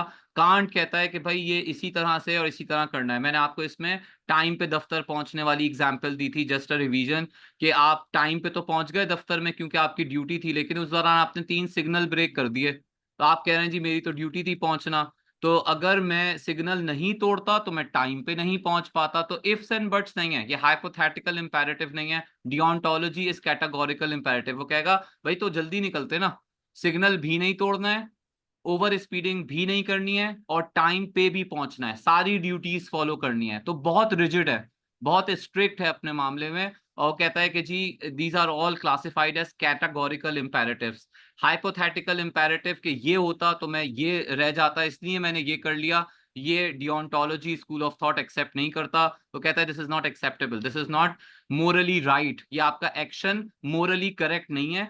मोरली करेक्ट ये है कि आपको अगर पता था कि रश होगा तो आप जल्दी निकलते ताकि आप टाइम पे पहुंच सकें, ओवर स्पीडिंग भी नहीं करें और सिग्नल भी नहीं तोड़ें। तो वो कैटेगोरिकली इंपेरेटिव है, स्ट्रिक्ट है, बहुत ज्यादा रिजिड है। एथिकल राइट डिसीजंस वो कहता है यूनिवर्सल होते हैं, एब्सोल्यूट होते हैं और ऑब्जेक्टिव होते हैं। तीनों वर्ड्स के अलग अलग मतलब हैं, यहाँ लिखे नहीं थे इसलिए मैंने कह दिए। ऑब्जेक्टिव मतलब दे आर क्रिस्टल क्लियर, लिखे हुए हैं कि भाई ये चीज इस तरह से है। यूनिवर्सली एप्लीकेबल है, पाकिस्तान में भी अप्लाई है, झूठ नहीं बोले हैं, किल ना करें, रेप ना करें, स्टील ना करें, ये यहाँ पर भी हैं, वेस्ट में भी हैं। उसका कुछ ना कहीं कल्चरल कॉन्टेक्स्ट हो सकता है, but they are universally accepted. और इसके अलावा वो एब्सोल्यूट हैं। एब्सोल्यूट होने का मतलब है कि उसमें चेंजेस की गुंजाइश भी नहीं है, ठीक है। If they apply to us, they apply to everybody else. और मोरल जजमेंट को सपोर्ट करने के जब रीजंस हो तो वो सारे सिमिलर सर्कमस्टांसेस के नहीं हो। ऐसा ना हो कि वो सर्कमस्टेंशियल हो, यहाँ पे कुछ और है, यहाँ कुछ और है, यहाँ कुछ और है। अगर आपने कोई नई चीज करी है जो आप जस्टिफाई कर रहे हैं तो it should be applicable to everyone. और ये बात हमने करी, लेकिन इसके साथ कुछ शॉर्ट कमिंग्स हैं। This is the last slide. Immanuel Kant की थ्योरीज जो है ना वो ड्यूटीज जो कन्फ्लिक्ट करती हैं, जो मैंने एग्जांपल्स दी, एक वो कैदी वाली एग्जांपल दी, या मैंने आपको डॉक्टर वाली एग्जांपल दी थी कि उसमें ऑब्लिगेशंस में ड्यूटीज में कभी कभी कन्फ्लिक्ट आ जाता है। अब वो जैसे जो लोग बीच में उस वक्त नहीं थे, 2-3 लोगों ने बाद में ज्वाइन किया, तो मैंने रिवाइज कराने के लिए आपको एग्जांपल दी थी कि जैसे आप पीआईए के डॉक्टर हैं या आप इंश्योरेंस के डॉक्टर हैं, और आपको वो आ गया कहने लगा जी इंश्योरेंस क्लेम करना है, और उसने आपने बहुत सारी चीजें बता दी। पीआईए वाली बहुत सिंपलर एंड इजी कि जी पायलट आया आपके पास एग्जामिनेशन के लिए, and you got to find on medical examination and laboratory test कि जी he is progressively going blind and he is not deem, he doesn't seem fit to be flying. लेकिन वो आपको कहता है कि जी प्लीज मेरी रिपोर्ट्स कॉन्फिडेंशियल रखना, और कॉन्फिडेंशियलिटी जो है वो तो ऑब्वियसली मेडिकल प्रोफेशन के बहुत सारे हिपोक्रेटिक ओथ्स में से है कि जी मेडिकल रिपोर्ट्स को कॉन्फिडेंशियल रखना चाहिए। लेकिन साथ ही साथ आपकी एक और ड्यूटी भी तो है, और वो ड्यूटी उस एम्प्लॉयर की तरफ है कि जिसने आपको रखा ही इस काम के लिए। तो there can be conflicting obligations, duties में कन्फ्लिक्ट आ सकता है। ड्यूटी उसको रिपोर्ट करना है, इतने सारे लोगों की जान खतरे में आ जाएगी, आपका एम्प्लॉयर ने आपको रखा ही इसीलिए है, और वो आपसे कह रहा है कि जी मेरी मेडिकल रिपोर्ट्स को कॉन्फिडेंशियल रखो। अगेन एक और एग्जांपल, आपके पास मेटास्टैटिक डिजीज का कोई पेशेंट है और उसके साथ उसके बच्चे आए, और उनके बच्चों ने बोला कि जी डॉक्टर साहब प्लीज हमारे वालिद वालदा या जो भी हैं उनको बताइएगा नहीं, क्योंकि he is a heart patient, he already had 2 heart attacks and probably if you give him this bad news he won't be able to bear it, और इनको यहीं पे कुछ ना कुछ हो जाएगा। हो सकता है इस कैंसर के साथ तो 10 दिन रह लें, लेकिन अगर बता दिया तो अभी मर जाएंगे, तो इनको बताएं नहीं। तो एक तरफ आपकी मोरल ऑब्लिगेशन, प्रोफेशनल ऑब्लिगेशन है कि भाई पेशेंट से सीक्रेट्स नहीं रखने, पेशेंट को उसकी मेडिकल जो भी स्टेटस है, रिपोर्ट्स हैं, उनके बारे में आपको बताना है। लेकिन साथ ही साथ आपको एक और कष्ट, ये कल्चरल कह लें इसको, या हमारे फैमिली सिस्टम के हिसाब से उसके जो बच्चे हैं वो आपसे रिक्वेस्ट कर रहे हैं कि please don't tell this to him, क्योंकि उनको बताने से फायदा तो कुछ नहीं होगा, नुकसान बहुत ज्यादा हो जाएगा, उन्होंने करना कराना तो कुछ है नहीं। तो again there can be conflicts, और उसमें डियोंटोलॉजी हमें कोई क्लियर कट पाथवे नहीं बताती। वो फिर कहता है कि जी अपने मोरल कंपास के हिसाब से काम करें। तो there can be conflicting obligations, over emphasizing and under emphasizing relationships है। इमोशनल्स को तो कोई जगह ही नहीं देता वो, there is no role for emotions, it's all about duties and it's all about laws, and it's too abstract. And animals का भी मैंने बताया कि वो एनिमल्स के बारे में भी उसका पर्सपेक्टिव यही है कि वो रैशनल बीइंग्स नहीं है, सिर्फ इंसान ही रैशनल बीइंग है। तो वो उनके हवाले से भी बात करता है। तो ये दिस इज ऑल अबाउट डियोंटोलॉजी, और this is the end of the जो मुझे कम से कम आप लोगों से शेयर करना था। Now we can have interactive discussion के कुछ समझ में नहीं आया है, कोई चीज जो डिस्कस करनी है, this will become more clear after you are done with utilitarian approach and when you will go through virtue ethics and ethics of care. ये वक्त के साथ साथ डिफरेंट चीजें आई, और उसके अंदर अगेन मैं रिपीट करूंगा इससे पहले कि we go into interactive discussion, कि there is no hard and fast के ये सही है ये गलत है।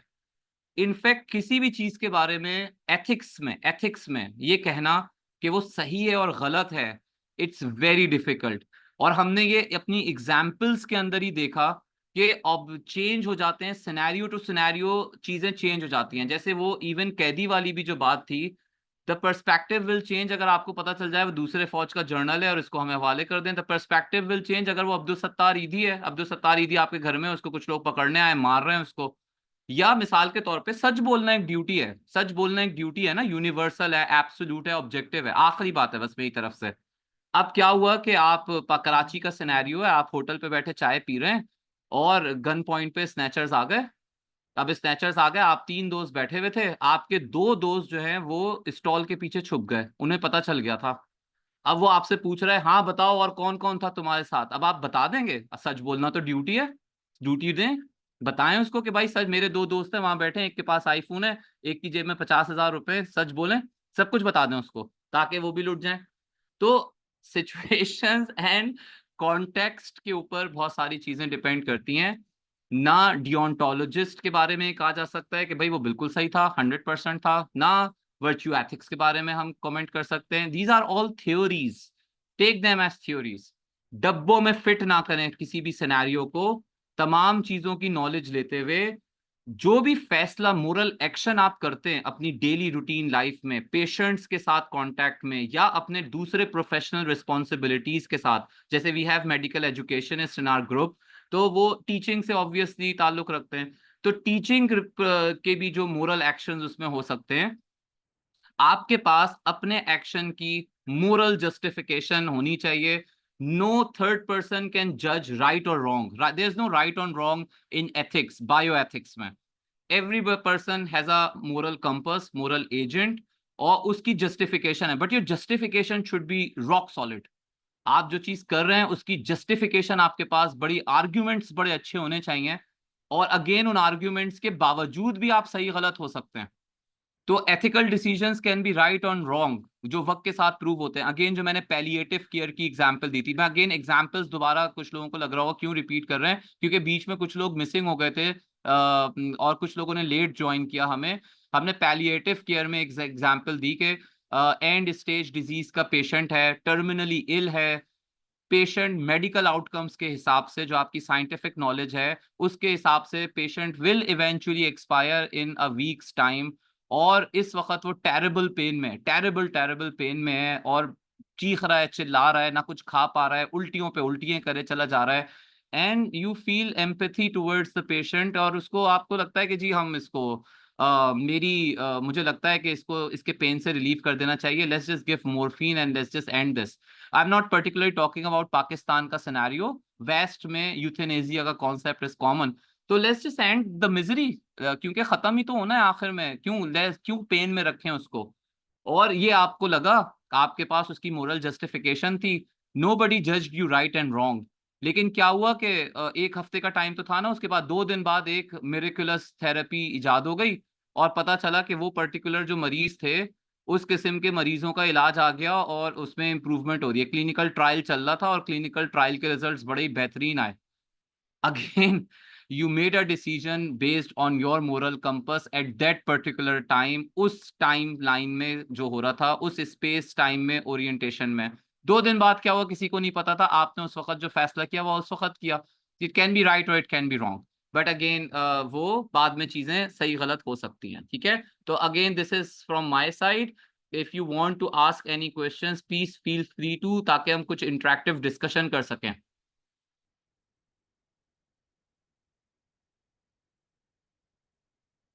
नहीं, सबको सब कुछ समझ में आ गया? सर और क्वेश्चन। क्या कह रहे हैं डॉक्टर संदीप, मेरी समझ में नहीं आ सका है। Sir I have a question कि भाई इसमें जो मेरे समझ में ये आया है, इसमें कोई चीज़ गलत या सही नहीं है। There are different theories of ethics. तो भाई जो आपको जिस सिचुएशन में जो सही लगे आपने वो किया, आपके पास उसकी जस्टिफिकेशन होनी चाहिए। मतलब कोई गलत या एग्जैक्टली सही नहीं। ऐसा ही है, ऐसा ही है डॉक्टर संदीप, आप बिल्कुल सही समझें। और कोई कुछ कमेंट करना चाहे, कोई कमेंट, कोई समराइज करना चाहे, उसको क्या समझ में आया, क्या समझ में नहीं आया। डॉक्टर खुर्रम, डॉक्टर सना, डॉक्टर अदनान, कुछ कहना चाहें? डॉक्टर आतिफ, काफी देर से मैं एक बात सिनेरियो सोच रही थी। जैसे हमारे पास पेशेंट्स आते हैं, यंग पेशेंट होते हैं, ओल्ड एज पेशेंट होते हैं। Because of the logistic issues chemotherapy हम हर एक को तो नहीं दे सकते, क्योंकि बहुत बिल्कुल। एक्सपेंसिव है, हर जगह अवेलेबल नहीं है, ये सब चीजें होती है ना। तो हम कभी कभी ऐसा सोचते हैं कि अच्छा ये कीमोथेरेपी हम यंग को दे दें और ओल्ड को स्पेयर कर दें। बेशक जिंदा रहने का हक तो दोनों को ही है ना, ठीक है। तो बिल्कुल बिल्कुल ऐसे ही है कि हम फिर उस कीमोथेरेपी को ब्रिटिश दे देते हैं यंग के लिए और ओल्ड को स्पेयर कर देते हैं। तो मतलब मुझे ऐसा लगा कि ये हमारा डिसीजन सोचते हुए कि हाँ इसका लेट एक्शन बहुत अच्छा रहेगा कि यंग अपनी जिंदगी ज्यादा अच्छी गुजार लेगा, उसके भी बच्चे हैं ये वो, ओल्ड ने तो अपनी जिंदगी गुजार ली। तो क्या ये ऐसा ही है जो हम समझ पाए? एग्जैक्टली लेकिन देखें, ये अगेन डिपेंड करता है डिफरेंट सिनेरियोज पे। मिसाल के तौर पे अगर वो जो ओल्ड पेशेंट था, अगर वो होते डॉक्टर अब्दुल कदीर खान, तो आप क्या करते, फिर चेंज हो जाता आपका फैसला। यू वुड हैव हाँ वांटेड बिल्कुल टू ऐसे सेव ही अ है, ब्रेन। सिनेरियो टू सिनेरियो चीजें काफी डिफर एग्जैक्टली करेंगी, ऑफ कोर्स डिफर करेंगी, उसमें कोई बात नहीं है। बट मतलब मेजरली चीजों को उस वक्त देखते हुए उसी पैरामीटर में डिसाइड करते हुए सही और गलत का फैसला करना है। बिल्कुल, यहीं पे मैं आपको लाना चाह रहा था कि it all depends on your context. आपका कॉन्टेक्स्ट क्या है, आप किस सिनेरियो में, किन रिसोर्स एलोकेशन के उसमें काम कर रहे हैं। ये तो कोविड के जमाने में बहुत ही कॉमन ऑब्जर्वेशन हुई ना, कि हमारे पास आईसीयू बेड कम पड़ना शुरू हो गए, हमारे पास वेंट्स कम पड़े हुए थे। और अक्सर ऐसे ही होता है कि हॉस्पिटल में हमारे पास वेंट पे एक मरीज है, एक मरीज है जो कि 1 महीने से वेंट पे पड़ा हुआ है, कोमाटोस पेशेंट है। उसका कोई as such outcome, medical outcome आपको कोई बहुत प्रोग्नोसिस अच्छी नजर नहीं आती। इवन अगर वो कोमा से बाहर भी आ गया, तब भी आपको पता है कि patient will have a miserable life, क्योंकि उसके पैरालिसिस है और सब कुछ है। और आपके पास एक रोड ट्रैफिक एक्सीडेंट का 25 ईयर्स का नौजवान आया, जिसकी अभी शादी भी नहीं हुई है, उसने अभी प्रोफेशनल लाइफ शुरू करी है, और वो एक अच्छा प्रोस्पेक्ट है कंट्री के लिए, सोसाइटी के लिए, और उसके ब्राइट चांसेस हैं कि अगर आप उसको वेंट मिल गया, तो probably your decisions would be based on the circumstances, कि आप किन circumstances को फेस कर रहे हैं, और उसके हिसाब से। इसीलिए मैंने बार बार ये बात बोली कि जब हम बायोमेडिकल एथिक्स में, अभी तो आपने इस समंदर को में पाँव ही डिबोए ना, जब आप इस पे कूदेंगे ना, तो आपको पता चलेगा कि there is no fix recipe. मेरा सिनेरियो आपके ऊपर अप्लाई नहीं हो सकता, आपका सिनेरियो मेरे ऊपर अप्लाई नहीं हो सकता, और हम दोनों का सिनेरियो किसी तीसरे पे अप्लाई नहीं हो सकता। It differs from individual to individual. और सेम सिनेरियो में कराची में, हैदराबाद में, मीपू खास में, डिग्री में, वहां भी फर्क हो जाएगा, क्योंकि रिसोर्सेज में फर्क आ जाएगा, एक्सपर्टीज में फर्क आ जाएगा, और बहुत सारे कल्चरल नॉर्म्स में फर्क आ जाएगा। थोड़ा और दूर चले जाएं, किसी और मुस्लिम कंट्री में चले जाएं, तो it all depends, there is no fix recipe, there is no right और रॉन्ग। लेकिन जो बात है ना, कि जो जिसको आपको फॉलो करना है, क्योंकि डिसीजंस तो हम एवरी डे लाइफ में डेली बेसिस के ऊपर डिसीजंस ले रहे होते हैं, और वो डिसीजंस में कहीं ना कहीं हमारा मोरल कंपस इन्वॉल्व होता है, जमीर हम उसे आम तौर पे, आम हुर्फे आम में कहते हैं, हमारा कॉन्शियसनेस इन्वॉल्व होता है। और उस कॉन्शियसनेस पे जो डिसीजंस हम ले रहे हैं ना, हमारे जहन में उसकी कोई जस्टिफिकेशन होती है। आप देखें अगर वो कोई चोरी भी कर रहा है ना बिजली की, तो उसके पास भी जस्टिफिकेशन है। वो कहता है यार ये के इलेक्ट्रिक वाले हम पे जुल्म कर रहे हैं और 65 रुपए का यूनिट दे रहे हैं, तो मैं अगर थोड़ी बिजली चोरी कर लूं तो क्या है। तो उसके पास अपनी चोरी का भी जस्टिफिकेशन है, रिश्वत लेने वाले के पास उसका जस्टिफिकेशन है। लेकिन वही वाली बात जो हमने शुरू में भी करी कि रॉन्ग इज रॉन्ग, और ये डियोंटोलॉजी वाले भी इस पे बड़े फिक्स हैं। वो कहते हैं, बड़े रिजिड हैं कि जी लॉस को ब्रेक नहीं कर सकते आप, इसकी तो इजाजत ही नहीं है। No matter how emotional a scenario is, no matter कुछ भी है, आप बहुत ही जुल्म हो रहा है आपके साथ, ज्यादती हो रही है, उसके बावजूद भी आप लॉस ब्रेक नहीं कर सकते। मर्डर नहीं कर सकते, चोरी नहीं कर सकते, झूठ नहीं बोल सकते, रिश्वत नहीं ले सकते, जो यूनिवर्सल चीजें हैं। तो फिर वो उसके हिसाब से चीजें चेंज हो जाती हैं। अच्छा, चैट में एक मैसेज आया हुआ है, हाँ जी, डॉक्टर सना का ही है, एग्जैक्टली। ठीक है, anybody else wants to contribute something?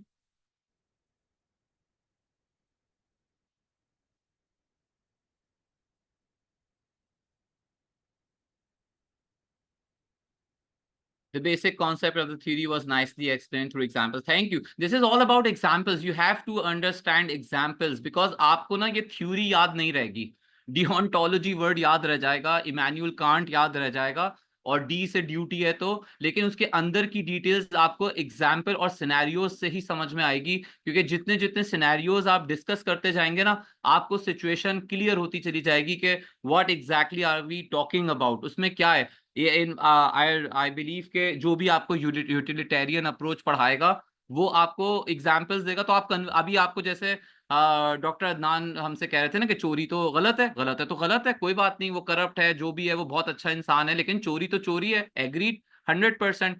Utilitarian वाले आपको ये बात साबित कर देंगे कि भाई ग्रेटर गुड के लिए जो चीज हो रही है ना वो ज्यादा अच्छी है, क्योंकि हमें एक इंसान को नहीं, हमें तो पूरी कम्युनिटी को देखना है, कम्युनिटी को बचाना है। अब एक HIV का एक मरीज है और वो HIV का मरीज खुला फिर रहा है, ब्लड भी डोनेट कर रहा है, सब कर रहा है, तो मैं कहूंगा कि भाई इसको पकड़ के जेल में डाल दो।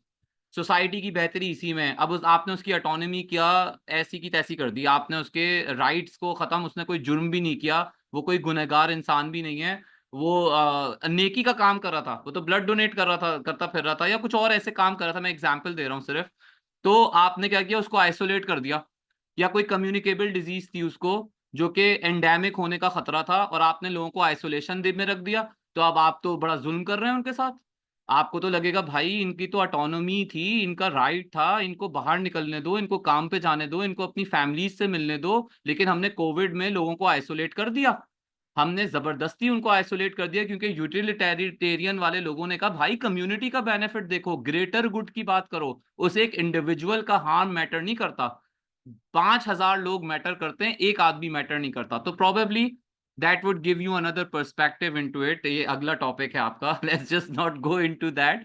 तो बस मैंने अपने कॉन्टेक्स्ट को थोड़ा सा क्लियर करने के लिए ये बात कही। ठीक है, समझ में आता है? अगर किसी को कुछ और नहीं पूछना तो एंड करें डिस्कशन को, शैल वी? एक मेरा लास्ट क्वेश्चन होगा, हाँ जी इसमें प्लीज। हमें क्या क्या चीजें याद होनी चाहिए through this lecture for the, मतलब what are the take home things that we should remember for the course wise also? As per the course आपको ये समझ में जरूर आना चाहिए कि डियोंटोलॉजी वाले किन चीजों पे फोकस कर रहे हैं, मतलब उनके नजदीक क्या चीज इंपॉर्टेंट है। उनके नजदीक रैशनैलिटी इज इंपॉर्टेंट, रैशनैलिटी मतलब reasoning is important, logic is important. उसके नजदीक जो इंडिविजुअल्स हैं वो उनकी डिग्निटी इज इंपॉर्टेंट, जहाँ से ऑटोनॉमी का कॉन्सेप्ट हमने लिया वो इंपॉर्टेंट है। और उसके नजदीक ऑब्लिगेशंस और ड्यूटीज बहुत इंपॉर्टेंट हैं, वो ड्यूटीज जो एब्सोल्यूट हैं, जो ऑब्जेक्टिव हैं, और जो यूनिवर्सल हैं। ये टेक होम मैसेज है। बाकी सब चीजें इसी के गिर्द घूम रही हैं। सब चीजें हमने घुमा फिरा के एक ही बात बार बार करी है, यही समझाने के लिए डिफरेंट एस्पेक्ट से, यही इसका क्रस्ट है, सारी बात यही है। Thank you. ठीक है जी, थैंक यू डॉक्टर संदीप। ठीक है जी, एंड करें, नो मोर क्वेश्चंस। चलें, let's end this. Okay, thank you so much, सब लोगों का आने का बहुत शुक्रिया, thank you so much, it was a good interactive discussion, thank you, Allah Hafiz. No doubt. Thank you so much. I'll be in the thank you. meeting. Thank you.